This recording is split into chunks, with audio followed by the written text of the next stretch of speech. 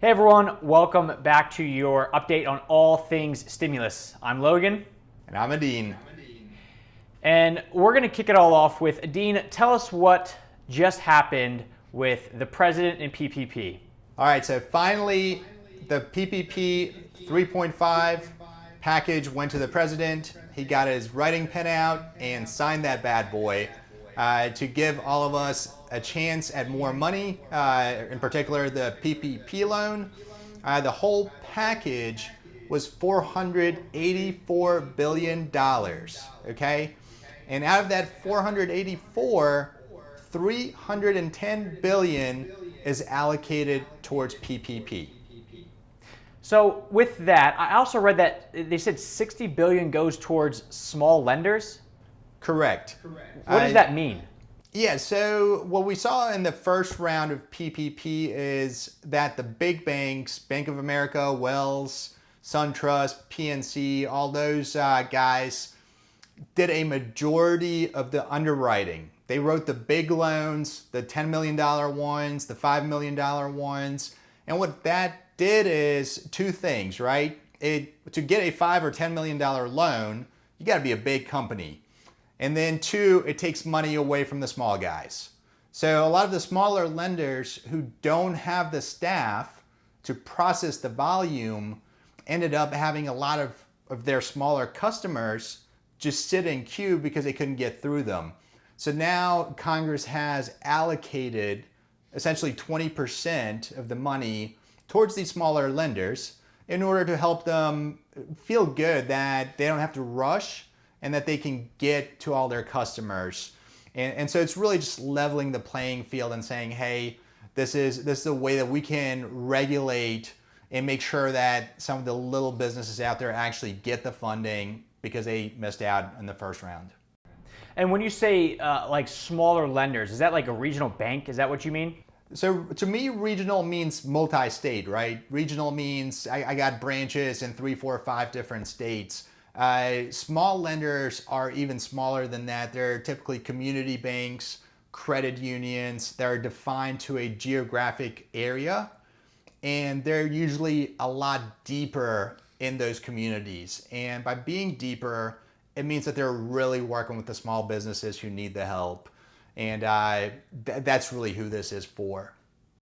So with that 60 billion, is that on top of the 310, or does that just mean that within that 310, 60 of that will go to these small lenders? That's a great question. So it is within that 310. Okay. So what we have is 60 going to the small ones, and then we have another 250 that is really just open to anybody who can get to it fast enough. Okay, so let's talk about that. So you have 60 going to very small lenders, then the other 250 is kind of fair game. I mean, should you rely on just the big banks that are currently going through lawsuits right now, or like what's going on with that? Yeah, so what we've really learned here in the last 2 to 3 weeks is you can't, right? They're not reliable. Your local banker, even if you have a relationship, your local banker is helpless. They're not able to access your application. They don't know what the status is. It goes into literally a black hole into some sort of portal, and you have no way of telling if they actually know what's going on. Are they working on it? Are they not? So to answer your question, no, don't rely on just that one application. Apply 2, 3, 4 different places. Yes, it's a pain in the neck. Yes, you got to answer the same questions over and over again. Upload the same documents over and over, but that way you end up having the highest chance of actually getting the PPP loan. So should you be trying to spread it like a big bank, a regional bank, and then a very small community bank? Like try to diversify as best as you can? If you can. So part of what's also happened is because if you think about economics class, right? Supply demand. Right. This huge demand coming in, everybody wants a loan, but your small and mid-sized banks have a supply constraint. They have only so many people that they can dedicate, and trust me, they're dedicating everybody that they can to processing. So if you have a small community bank with 3 branches, there's only 8 or 10 people who can work on this. So I'm not saying don't do it, but what you'll see is you'll get some pushback from them about saying, you know what, you're not a customer right now. We have to deal with our current customers, and then if we have time. But what that means is by the time they have time, the chances of money being there are very low. So you do want to go ahead and try to call some of them and see if they will take it, and if they will, do it. But then keep going up the list and add a couple other ones. I'm even recommending some people go online. There's a couple of online platforms, and some of these smaller banks are actually using these platforms as their back office right now anyway. And what I'm talking about is PayPal Capital, Intuit Capital, Cabbage. Yes, like the vegetable cabbage. With a K though, because I looked that one up. It's with a cabbage with a K. Exactly. And they're out there because they're technology providers. They're a lot quicker to look through them and sift through them. So again, diversify. Once one of them calls, it's all tied to your tax ID number. So once you actually get processed and get to funding, they're going to pull your EIN out of the pot. So, okay, so you're applying to all these places, and I know the first round, all the banks got in trouble because they really went for the big dogs. But the second round, they're supposed to go straight up by first come, first serve. At the end of the day, I mean, we're in a capitalistic society, so what can you be doing as a small business to make your application maybe a little bit more enticing for a lender to reach out to? Yeah, so again, the broad spectrum at the big stages, your mega banks, nationals, your application package better be airtight. That means you better have gone through and filled it out 100% perfect. You have submitted 100% of the documents they requested. Because if you think about it, Bank of America in their first day got 68,000 applications. So if you're missing a document and they have to reach out to you, you're in the back of the line of 68,000 people. That's not happening. So with big banks, it better be perfect. And if you're doing that, then obviously your package is perfect for everybody else, right? The second piece to get some of these mid-sized, smaller lenders to warm up and open up to working with you is trade something, offer them something, right? They all want your business. You haven't picked up their phone the last 2, 3, 4 years. Now you're calling them for a favor. So throw them a bone, open up an account with them.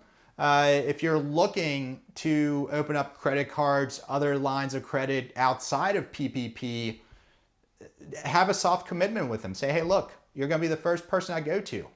And so it's dating now, right? So you're trying to warm somebody up, go out to dinner with them, but we're also trying to do it fast.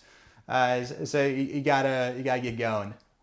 So it's play the game a little bit, not bribe them, but just let them know that, hey, look, like I'm not just using you for this one-time gig. Like we're willing to work together in the future. Yeah, and I mean, ultimately, I think that's going to be the shakeout anyway. More people are going to go to small, but it's also a hassle, right? I mean, changing bank accounts, if you think about it, regular banking, your sales, payroll, benefits, all your auto drafts, like nobody wants to do that. So you got to make the decision, is it worth the hassle of switching a banking relationship for what you're going to get out of PPP? And if it is, offer it up. If it's not, figure out how else to make it work. So to switch gears a little bit, so we're still talking about PPP, but how does all this work if you're a sole proprietor where you're not paying yourself payroll? Yeah, great question. That's probably been the most asked question for me this week. So sole proprietors means you're filing a Schedule C and it's part of your personal tax return. Those applications were initially delayed a whole week. So big, S corps, partnerships, C corps, all were allowed to apply a whole week earlier. So now we got sole proprietors, and what really matters is that Schedule C tax return form from 2019, to be very specific. So if you haven't filed your 2019, you have a lot of work ahead of you. because they can't do anything without that. Your Schedule C at the very bottom is your net profit from your business. And they're going to take that number, divide it by 12, multiply it by 2.5. And that's your PPP loan. Because again, as a sole proprietor, your net profit is your payroll. So with that, so I know that they push back taxes till July 15th, but if you want this, you're not really waiting until July 15th to file your taxes. You've already done it, or you're getting on it right now. Oh yeah. That's your only shot if PPP is what you're really after. Now there's other things to think about here. So, okay, so what if your main income isn't this job that you're a sole proprietor at? What if you have a side job or you do Uber, things like that? Is it the same? Yes and no. So depending on what your side job is. If you're doing Uber, the problem for most people will be with regards to PPP at least is you're going to write so much off. Most Uber drivers take a ton of mileage, so their net income ends up being zero or negative. So that their shot at PPP is zero. Like don't waste your time from that perspective. So then it goes back to what's your main job, and if it's a W-2 job somewhere, then unfortunately you're going to be locked out of PPP. So now, if we want to talk about personal side and what to do there, I can fill you in on that. Do it. Yeah, keep the ball rolling. Yeah. So again, scenario is you have a day job, get a W-2, you drive Uber on the side. It depends on which state you're in, but in most cases, if your main job also went down, unemployment is your best place to go. Now, there's been a lot of news about the rules in different states and how they're using all this information to come up with your weekly amount. And for people who do Uber full time, for example, they're getting the short end of the stick again because their overall income is always so low because they write off so much. Damn. Okay. So with that being said, what industries or what jobs is PPP, or what situations does PPP not make sense for somebody to go down that road of applying? Yeah, so there's generally two scenarios where going down the PPP route just doesn't make sense. One, you're a sole proprietor and you have nobody on payroll, so you have no employees.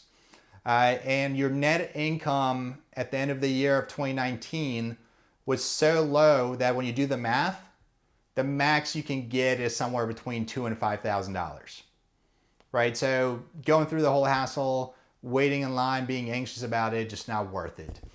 You're better off, again, going unemployment. If you made 30, maybe 40 grand last year as a sole proprietor, chances are between state unemployment and the $600 a week kicker from the feds, you're going to make more than what you're going to get out of PPP.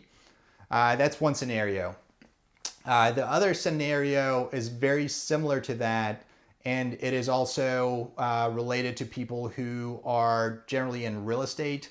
If it's mainly rental properties, again, you generally don't have payroll to work off of. So it's going to be very tough for you to get PPP. And then across the spectrum, if your revenue decreased by more than 50% compared to last year in the second quarter, so now we're getting very narrow in terms of what we're measuring. If it's decreased by more than 50%, there's another part of this law that nobody's talked about, and that's the employee retention credit. And that is worth potentially up to $5,000 per employee. So again, there's a lot of what ifs, but it's another very unique part of this law that almost nobody's talked about that could be worth a lot of money.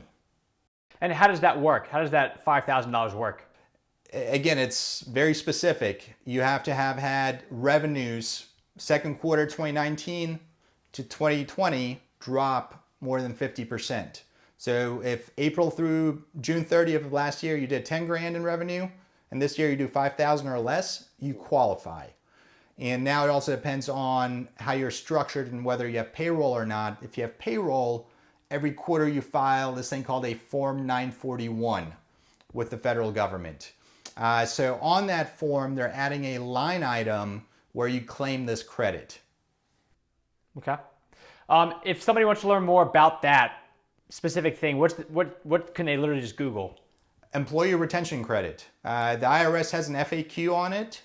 I'm actually working on a spreadsheet for a couple of my clients to show them how the employee retention credit is way better than the PPP loan because of their circumstances. So I'm going to finish that spreadsheet this weekend and then probably do a screen recording of that. It's going to be a little bit easier than what we do. And then you and I will have a follow-up Q&A on that to just kind of go over how that credit works and what, again, there's some traps in there. There's some things that you got to be aware of ahead of time to make sure that that's the right thing to do.